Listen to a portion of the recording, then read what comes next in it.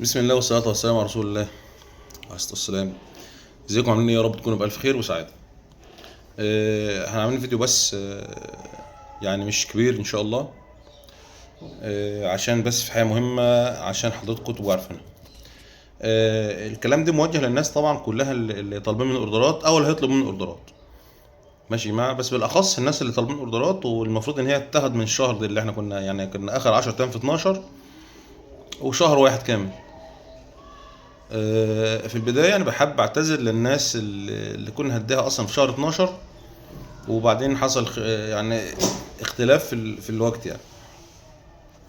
احنا يا جماعة يعني باختصار، يمكن أنا عملت بس قبل كده وقلت لكم يا جماعة إن العربية حصل فيها مشكلة. كانت رايحة مشوار ورجعت وقفت في نص الطريق، ولما كشفنا العربية لقينا العربية عاوزة عمرة كاملة في العدة بتاعتها، في المكنة بتاعت العربية بمعنى أصح.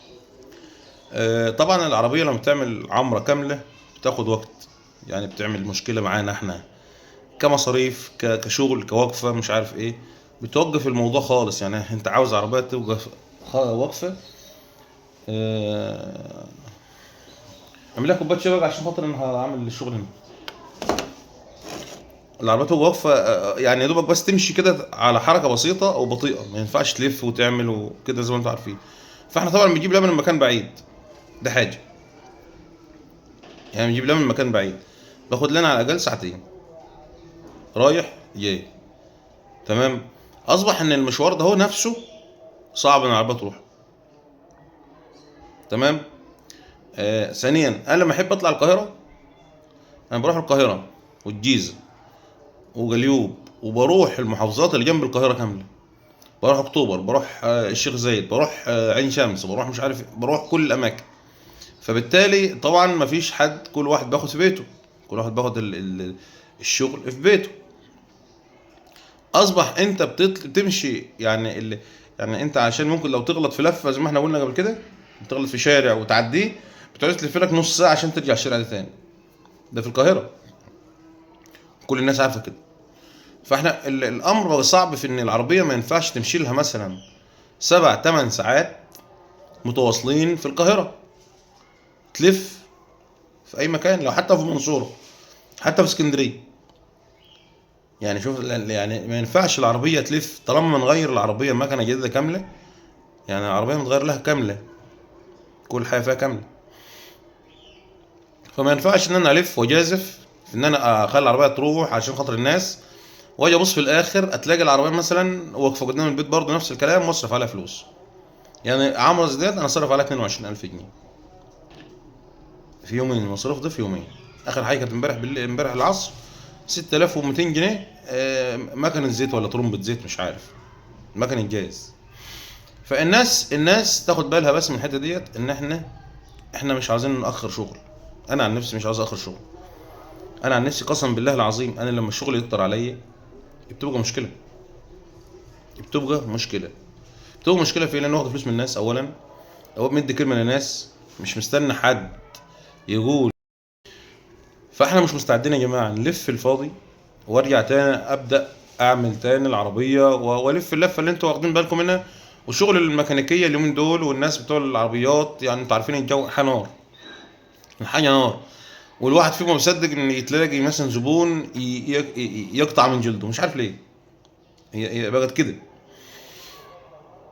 فعشان كده انا راجل دلوقتي عشان ما حدش يزعل مني، ولا حد يفكر ان انا مثلا مش عاوز ارد. يا جماعه حتى التليفون، قسم بالله العظيم انا في اوقات مش عايز ارد على التليفون، ماليش نفسي ارد على التليفون. لان في كام حاجه حصلت مع بعضها كده مخليه الواحد يعني الحمد لله والشكر لله ان هو بحاول يركز في شغله بس. فيا ريت ما حدش يضغطني. يعني حتى في النهارده رساله، بعد واحده بعت رساله بتقول انا كنت مفكرك بترد فوري. يا جماعه واحنا مش كده، احنا مش كده. احنا اللي بنرد واحنا اللي بنشتغل واحنا اللي بنعمل واحنا اللي بنسوي، احنا ورانا شغل برضه، احنا ورانا شغل برضه. فيا ريت الناس يعني تحس بينا شويه ونحس ببعض. انا الوقت الحاجه المهمه دلوقتي ان الناس اللي ليها طلبات في شهر واحد، يعني الناس اللي هنديها طلبات في شهر واحد او لها اوردرات في شهر واحد شهر اللي كان لها 12 وكان وشغل واحد كله، احنا عايزين نتكاتف مع بعض شويه. احنا عايزين نتكاتف مع بعض بس في الفتره الشهر واحد دي ان احنا نقدر نسد. انا عندي شغل اغلب شغل في القاهره وناس عايزه في السويس وناس يعني ناس والله في جميع انحاء مصر. بس انا عندي القاهره شغل زياده، فيا ريت الناس ما تضغطناش في شغل. كل هياخد شغل ان شاء الله في شهر واحد باذن الله، بس يا ريت ما حدش يضغطنا. اللي ليه كيلو هياخده، واللي ليه 100 هياخده، واللي ليه 1000 هياخده. حتى انا قلت يا جماعه دلوقتي الطلبات الجديده ما عادش هاخد طلبات جديده. انا الطلبات الجديده كلها تبدا من شهر واحد، من شهر اتنين. يعني اللي عاوز يحجز معايا من النهارده هيبقى لشهر اتنين لعند رمضان. اللي عاجبه عاجبه، اللي مش عاجبه مش عاجبه، مش عايز مش عايز. والناس اللي حاسه ان هي يعني مضغوطه ومحتاجه حاجتها وحاسه ان انا مش هدي لها ودفع لي فلوس، تاخد فلوسها اللي هو عاوزين فلوسها، عشان برضه اشيل الحرج عني وعنكم. علشان ما حدش يرجع يقول لي انت كذا ولا كذا ولا كذا. انا بقول لكم اهو وفي فيديو عشان ما حدش يزعل مني. والفيديو دي المفروض هينزل على قناتي انا، مش هينزل على قناه موحى. الناس اللي طالبه مني زبده، الناس اللي طالبه مني زبده في شهر 12 اخر 12 وشهر واحد، ادي 12 يعتبر خلص النهارده 29، المفروض خلص. انا هطلع ان شاء الله ممكن الخميس او الجمعه اوردر. والاوردر انا مش بطلع اوردر 100 كيلو بتاع ده 100 واحد. انا مش بطلع الاوردر من عندي 100 واحد، لا، انا حسب الكميه اللي عندي هطلعها. انتوا عارفين انا مش عندي مزرعه، انا ما عنديش مزرعه. فعشان خاطر اللي حصل ده، الفتره اللي حصل فيها مشكله دي، كان زمان طلعنا فيها اوردر الناس اللي هي اتاخرت، وكنا هنبدا في شهر واحد الناس الجديده. يعني كان في واحده عندها حد مسافر، كنا زمانها راح لها شغلها وكنا هنبقى مرتاحين. انت ما تكونش مسافر وتضغطني، مسافر وحاسس ان انت مضغوط، لا، ليك 5000 ليك 1000 ليك 500 خدهم وحات حد تاني، عشان ما حدش يزعل مني. اصل انا مش بصنع بايدي كده في الفاضي. يعني انا مش هحط ايدي كده اجيب زبده.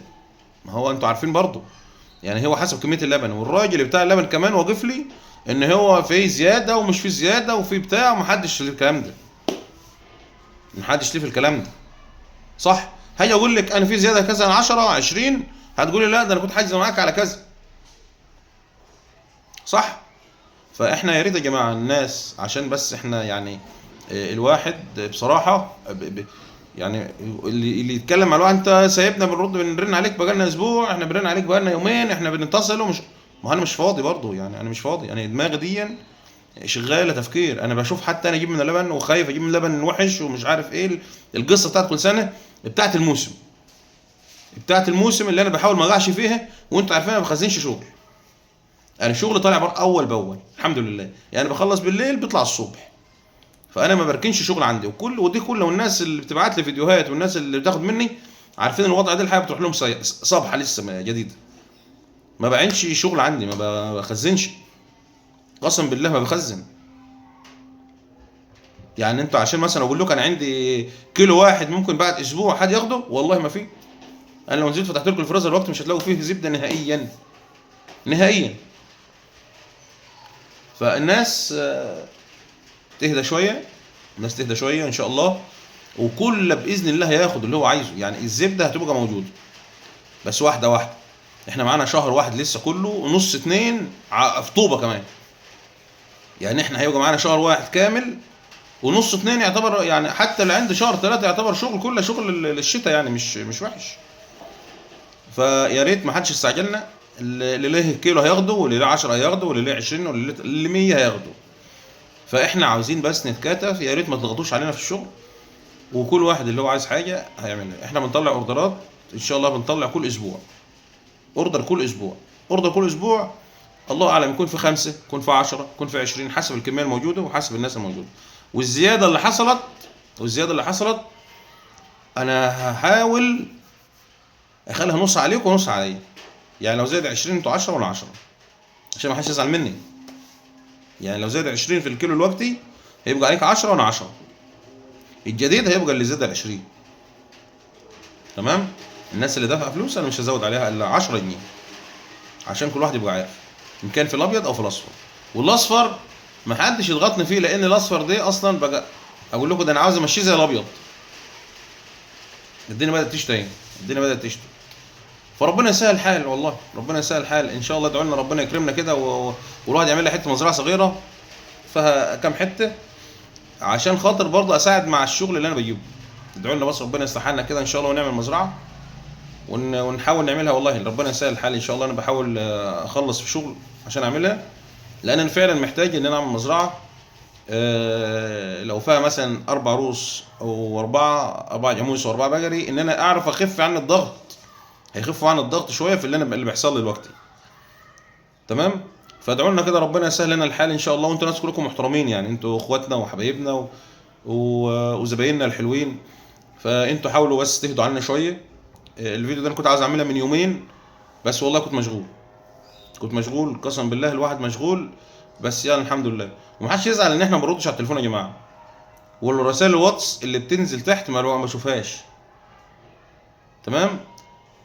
ويا ريت اللي يرن عليا ما يرنش بالنهار، وما يرنش كده. يعني انت ما ردتش عليك مره، خلاص ما ترنش تاني بقى الا بالليل. ما ترنش تاني الا بالليل. وحاجه اخيره بقى ان شاء الله. في كام حد كده بعت لي امبارح واول على موضوع المنتدى والدعم والكلام ده. احنا يا جماعه ما بندعمش.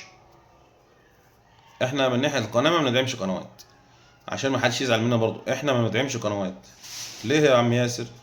عشان احنا دعمنا قبل كده، كنا بندعم كل يوم 10 فيديوهات ل10 قنوات مختلفين، والناس كلها عارفه والناس كلها شايفه الكلام ده.